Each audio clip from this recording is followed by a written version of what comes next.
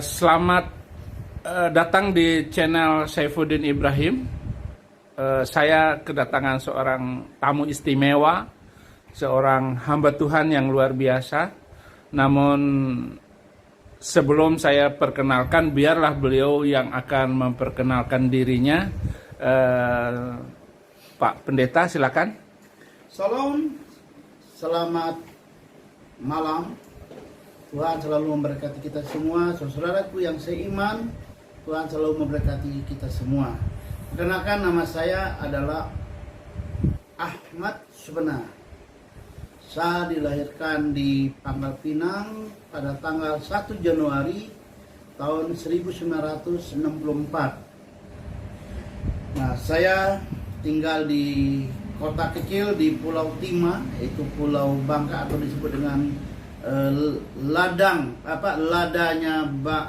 putih, ya saudaraku yang dikasihi oleh Tuhan. Dan orang tua saya memang dua-dua China. Bapak saya dari Tiongkok, beliau ada seorang tentara. Nah, dan ibu saya juga sama dari China itu juga. Tapi saya kurang beruntung. Sama hal dengan saudara saya yang lainnya, itu saya karena orang tua saya meninggal dari kecil dan saya punya saudara ada 5 orang. Akhirnya saya harus tinggal bersama orang tua angkat saya. Nah, saya diasuh secara Muslim lah, atau secara Islam dari kecil, usia 2 tahun sampai besar saya. Dan saya disekolahkan sampai SD. Nah, SD saya di Bangka dan saya ditawar oleh PN Tambang Timah. PN itu perusahaan negara Tambang Timah. Waktu itu oleh Pak Insinyur Haji Suparta selaku Direktur Keuangan PN Tambang Timah. Saya disekolahkan ke Tasikmalaya. Saya bersyukur, saya bangga. Satu-satu anak seumur saya SMP tingkat, saya udah dapat beasiswa pada waktu itu.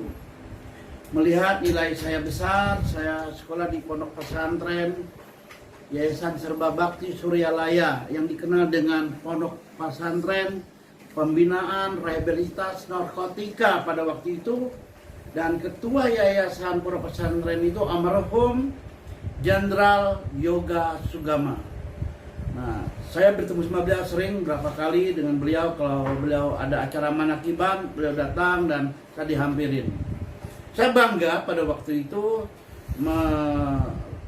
mengikuti sekolah sanawiyah tingkat SLTP.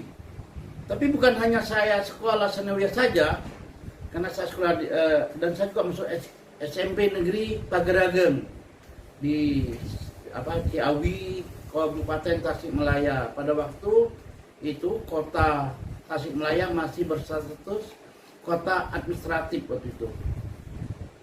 Nah, setelah 3 tahun saya menyelesaikan, nilai saya bagus, raport saya bagus, saya ditawarkan lagi oleh Super Semar pada waktu oleh almarhum Presiden kita yang dulu.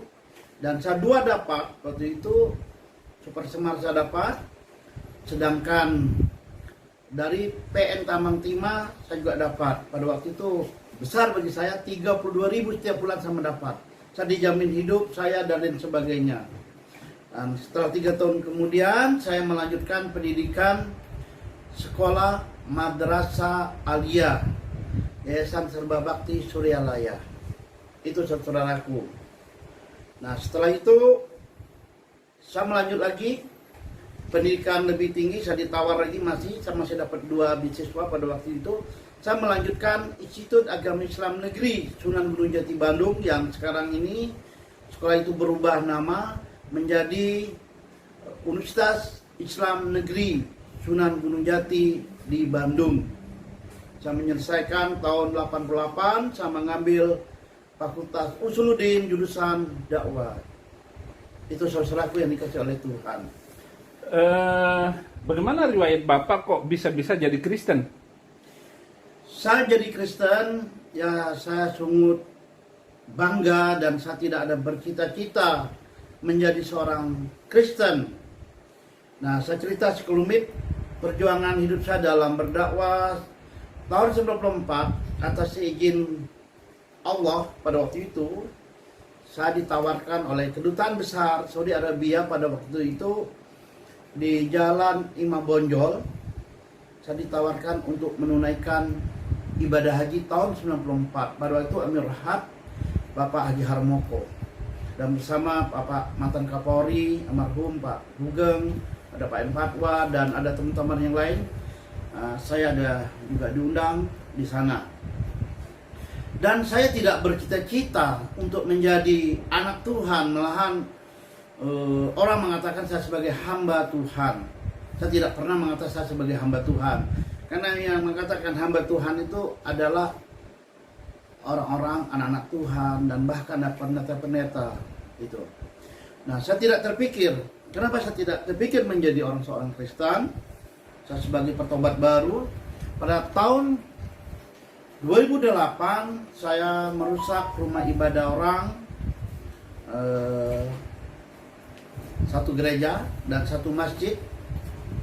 Itu masjid nggak saya sebutin. Itu masjid yang dilarang oleh pemerintah Indonesia. Ada satu yang mereka bermazhab di Lahore atau disebut dengan Ahmadiyah waktu itu di Bangka. Nah, saudara-saudaraku yang dikasih oleh Tuhan, saya menjadi orang Kristen karena itulah seorang Paulus yang saya dulu 84 sampai 2006 saya masih mengislamkan orang-orang dari Kristen, dari Buddha, dari Konghucu, hanya Hindu yang ada, yang mereka datang ke daerah Pulau Baka. Nah, saya menjadi orang Kristen adalah bagi saya istimewa sekali. Saya ini penjahat, tapi saya bukan penjahat perang.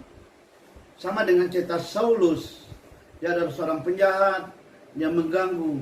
Nah, saya tidak rubahlah dengan Rasul Paulus sebelum dia menjadi itu. Nah, saya mengikuti kekristenan itu sebenarnya saya benci sekali. Saya tidak suka dengan orang Kristen, tidak suka dengan orang Katolik, bahkan saya lebih senang dengan orang Buddha. Penyebab saya menjadi Kristen itu adalah ketidaksukaan saya dengan para pendeta-pendeta, para pastor-pastor, para biarawati. Yang kedua, yang ketidakkesukaan saya, kenapa? Setiap mereka yang beragama Kristen, ibadahnya hanya seminggu satu kali. Itu pada waktu pemikiran saya, saudara. Ketiganya, orang Kristen itu tidak pernah berpuasa, tidak pernah mengeluarkan zakat. Mereka hanya paling-paling apa ya? Ya, memberilah, sedekahlah bahasa saya dulu. Gitu. Nah, setelah saya merusak kedua rumah ibadah itu pada tahun 2008, tepatnya di bulan November, saya pas mau sholat Jumat, dan pada hari itu juga bulan yang sama di hari Jumat saya harus menjadi seorang imam dan saya harus menyampaikan khotbah hari Jumat. Saya seolah-olah merasa berdosa sekali karena saya merusak tatanan kehidupan orang Kristen. Saya merasa diusik dalam hati saya. Akhirnya saya memutuskan kepada pengurus masjid, salah satu masjid yang ada di Bangka, saya tidak bisa sebagai imam dan tidak bisa jadi seorang khatib Jumat pada hari itu. Kan banyak orang yang merusak gereja, merusak ini tempat ibadah orang lain. Kenapa Bapak kok bisa bisa merasa berdosa? Ya, karena saya merasa saya merusak rumah ibadah orang. Bagaimana kalau rumah ibadah saya yang dulu saya rusak? Pasti orang itu dipenjara. Orang itu pasti dianiayain sama warga penduduk situ. Tapi pada waktu itu, pada bulan November itu, tidak ada satupun hamba Tuhan, pendeta, bahkan orang-orang Kristen datang ke saya untuk mengadili saya atau melapor saya, baik ke Polres maupun ke Polda pada waktu itu. Nah, saya merasa berdosa karena rumah ibadah itu yang saya rusak. Bulan Desember, saya dihampirin pada jam 1 malam. Saya biasa jam 1, jam 2 itu saya sholat tahajud atau sholat malam, lailil. Jadi itu ada datang gemuruh ke tempat saya, dibilang, engkaulah yang suka mengganggu aku. Kamu dulu suka berkhotbah, berceramah di mana-mana, banyak orang-orang Kristen mengikuti. Akhir orang Kristen kamu sahadatkan. Sebelum disahadatkan, disunat. Setelah disunat dimandiin wajib, dibersih dengan 5 jenis tanah-tanah atau tanah liat yang untuk disertu. 7 air yang harus dibersihin di dalam di mana mereka yang 7 bernajis. sumur. Ya. Hanya tidak pakai bunga-bunga. Nah, itu biasa ada istiadat zaman dulu. Itu saudara-saudaraku. Nah, itu merasa berdosa. Dan akhir saya tidak tahu siapa yang menghampiri saya di tengah malam itu. Beliau dengan badan yang santun, yang sopan, dibilang, "Salam Ahmad Supena Haji, kamu telah aku ampunin segala dosa." Saya air jatuh, habis itu terjatuh, itulah saya hilang kendali, hilang dari pembicaraan itu. Banyak hal yang dibicarakan selama berapa detik karena kita dalam keadaan tidur, saudara-saudara. Ya, itu Pak Pendeta Syafruddin Ibrahim. Itulah perkenalan pertama. Perkenalan kedua, saya datang, masih ada saksi hidup. Saya kalau masuk gereja GP Kris Pangkal Pinang di jalan Maya Supri Rahman atau jalan Koba, saya kayak kilat. Masuk saya takut dilihat oleh orang. Saya biasa jam 6 kurang saya udah masuk ke situ. Dan pulang pun saya kayak kilat keluar. Nggak pernah saya salaman sama orang. Itu saya nikmati sampai bulan Februari 2009. Nah, 2009 pada bulan Januari saya bisa dibaptis. Nah, Pak Pendeta Daniel Golgota, pada waktu itu beliau seorang hamba Tuhan, seorang gembala jemaat gereja GP Kris Pangkal Pinang. Dia berkata, "Saya tidak mau membaptis Bapak." Dia kasih lagi ke rekomendasi ke gereja lain. Ada satu gereja GP Kris yang ada di belakang airport Pangkal Pinang, namanya Pak Pendeta Sugeng Haryanto. Dibilang, "Saya juga nggak siap." Dikasihlah ke rekomendasi lagi salah satu hamba Tuhan, gereja Kami Injil. Pak Pendeta Balan lain itu persis gerejanya itu di Pasir Padi, depan itu jagal babi itu.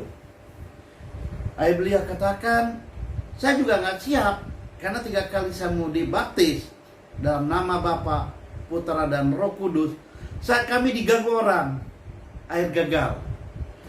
Nah, akhir beliau kasih rekomendasi lagi ke Bapak Pendeta Paul Pakswal. Pada waktu 2009 beliau adalah Ketua Umum Sinode Gereja GKII, Gereja Kami Injil Indonesia. Dan akhir saya bertemu dengan beliau. Pada hari itu beliau sebenarnya nolak. Saya dikirim lagi dengan salah satu penjabat pengurus Gereja Kami Injil, Bapak orang Manado, tinggal di Jalan Kartini. Saya bermalam di situ 2 malam. Habis itu besok esok harinya saya kembali lagi dengan Pak Paul Pakswal. Saya dibawalah ke tempat beliau, ke rumah beliau di Bekasi. Saya diajarkan membaca buku. Buku itu buku usang, buku yang udah lama. Saya bacain tentang keimanan orang Kristen. Saya belajar di situ. Nah, habis beliau kasih jadwal dan halaman-halaman yang buku yang di situ, beliau langsung berangkat ke Jakarta. Saya belajar dari pagi, siang, bahkan sampai beliau datang kadang-kadang jam 10 malam selama 5 hari. Saya tanya beliau, Pak Pendeta, kapan saya mau dibaptis? Dia bilang, Tuhan belum mengizinkan. Dan besok pagi kita akan berangkat ke airport. Kaget saya. Saya pikir saya akan diusir kan dari beliau. Saya dapat tiket Lion Air pada pagi hari. Saya berangkat ke Denpasar. Pak Paul berangkat ke Kalimantan Timur. Pada waktu itu belum menjadi belah Kalimantan Utara dan Timur. Masih Kalimantan Timur, belok ke daerah Nunukan. Saya tinggal di airport Bandara Soekarno-Hatta. Saya melanjut berangkat ke Nusa Dua Bali. Sampai Nusa Dua Bali, saya luar biasa pada waktu itu. Dalam keadaan saya berpuasa, saya diterima oleh salah satu hamba Tuhan, Bapak Pendeta Chris. Beliau adalah orang dari Muslim dari Tegal, Jawa Tengah. Dan saya diperkenalkan, dijemput, saya dibawa ke Nusa Dua, ke Mumbu. Nah, di sana ada satu gereja berbentuk bangunan Bali, bercorak Bali. Gerejanya 2 lantai berdampingan gereja Katolik Nusa Dua Bali. Dan saya diterima di situ sampai tidak makan sampai besok. Saya meminta makan malu dan beliau tidak tawar saya makan. Namanya waktu itu Pendeta Inyoman Enos, beliau ketua 2 pengurus pusat Gereja Kemei Injil. Beliau masih hidup sekarang. Sekarang beliau Doktor Teologi dari STT Jepri Makassar. Dan hari berikutnya, hari kedua ditanya, aduh maaf Pak Ustadz, Pak Haji katanya, saya lupa nawar Bapak makan.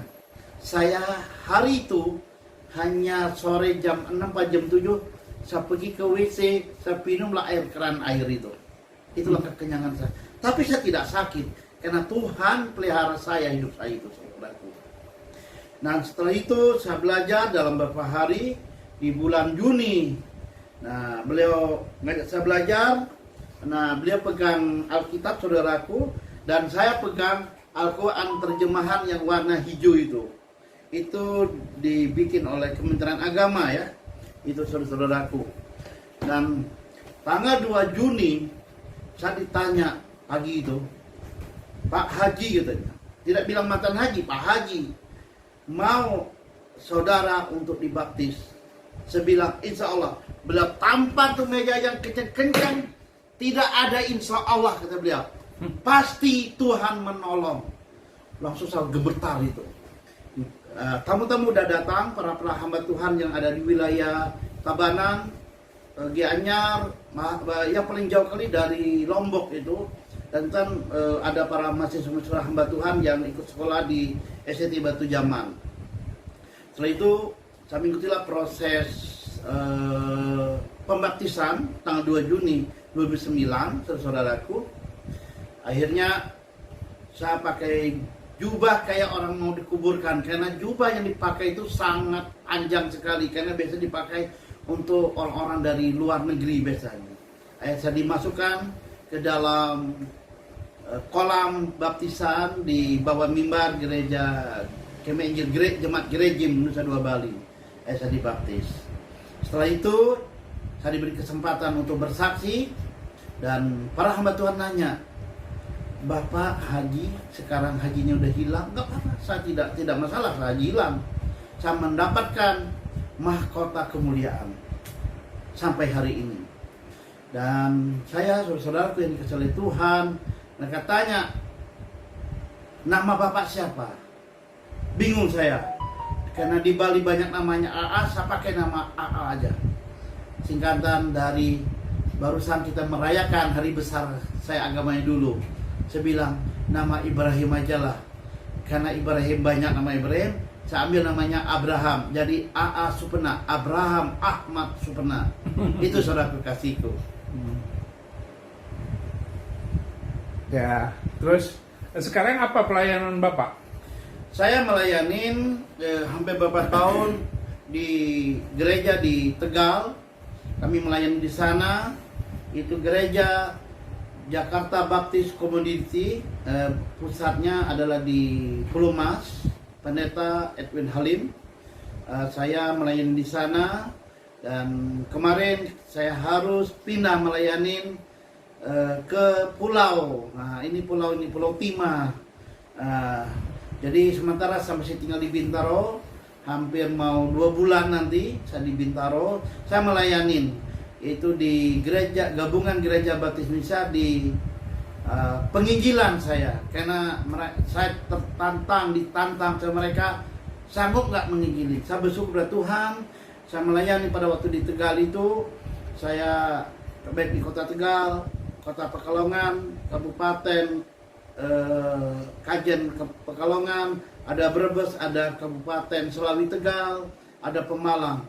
Saya harus memberikan diri, karena Tuhan katakan, celakalah orang yang telah berseru kepada Tuhan dan telah menerima mahkota kehidupan, dia telah menerima juru selamat, keselamatan dari Tuhan Yesus Kristus, dia tidak mau memberitakan Injil. Saudaraku yang dikasihi oleh Tuhan, saya akan buka satu kitab Roma, di mana kitab Roma mengatakan pasal 10 ayat yang 13, 14, 15 demikian. Banyak para hamba Tuhan yang tahu dengan kitab ini, tapi tidak mau mereka melaksanakan. Sebab barang siapa yang berseru kepada nama Tuhan akan diselamatkan. Tetapi bagaimana mereka dapat berseru kepadanya jika mereka tidak percaya kepada Dia? Bagaimana mereka dapat percaya kepada Dia jika mereka tidak mendengar tentang Dia? Bagaimana mereka mendengarkan tentang Dia jika tidak ada yang memberitakannya? Ayat yang ke-15 dari Roma pasal 10, dan bagaimana mereka dapat memberitakannya jika mereka tidak diutus, seperti ada tertulis, betapa indahnya kedatangan mereka yang membawa kabar baik, itu kabar Injil keselamatan. Jadi saya bersyukur. Jadi saya tidak sia-sia, saudaraku. Saya masuk sekolah Institut Agama Islam Sunan Gunung Jati Bandung. Saya ngambil Usluddin Fakultas jurusan dakwah. Saya tidak sia-sia, masih nyambung saya masih. Jadi dakwah dengan penginjilan itu sama? Beda-beda tipis lah. Hanya saya dakwah dulu sia-sia. Karena sia-sia itu saya tidak mendapatkan upah apa-apa di surga. Hanya memaksakan orang. Bagaimana perasaan Bapak setelah menjadi pengikut Yesus? Saya bersyukur kepada Tuhan. Saya bersyukur kepada Tuhan, saya telah dimeteraikan pada tanggal 2 Juni 2009. Saya menjadi, hubungan saya dengan Tuhan lebih intim, tentram, jiwa raga saya tidak merasa terancam. Saya merasa tidak teraniaya. Saya harus menjadi saluran berkat bagi orang yang mau mendengarkan Injil keselamatan. Kalau setiap orang mengatakan, saya menerima juru selamat, saya bilang, puji Tuhan, alhamdulillah, haleluya, haleluya, haleluya. Jadi jiwa raga kami kayak saya dicas lagi oleh Tuhan. Saya lebih semangat lagi. Setiap orang bertobat, gitu.